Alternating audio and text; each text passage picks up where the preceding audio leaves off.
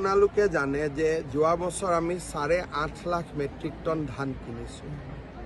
তাৰ লগে লগে পৰ্যটন অসমত অভূতপূৰ্বভাৱে বাঢ়িছে। অসমত উদ্যোগীকৰণৰ ধাৰা এটাও আৰম্ভ হৈছে আৰু অসমত বিভিন্ন ধৰণৰ প্ৰডাক্ট আজিকালি অসমৰ মানুহে বনায় আৰু বিশ্বৰ বজাৰবিলাকো লাহে লাহে দখল কৰিব আৰম্ভ কৰিছে।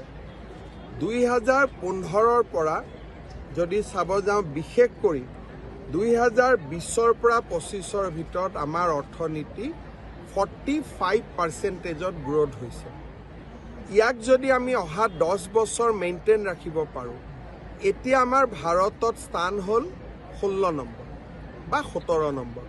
আমি 10লৈকে আগুৱাই যাব পাৰিম। স্যাৰ, বন্ধ সংস্কৃতি নাইকিয়া হৈছে, দুষ্কৃতি হওক, সম্বন্ধ নোহোৱা হৈছে, সন্ত্ৰাসবাদ নোহোৱা হৈছে, এইবিলাকো এটা ফেক্টৰ। বহুখিনি আমাৰ অসমত আইন শৃংখলা আৰু জেনেৰেল ল এণ্ড অৰ্ডাৰ দুইটা ভাল হোৱাৰ কাৰণে এতিয়া ৰাজ্যত পৰ্যটক আহিব, ল'ৰা ছোৱালীয়ে ব্যৱসায় কৰিব, সাহস কৰিব পৰা হৈছে।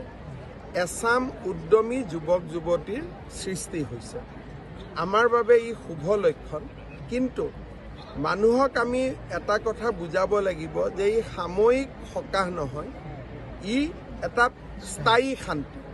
আৰু তাৰ কাৰণে মই ভাবোঁ আৰু কিছু বছৰ আমি সজাগ হৈ থাকিব লাগিব।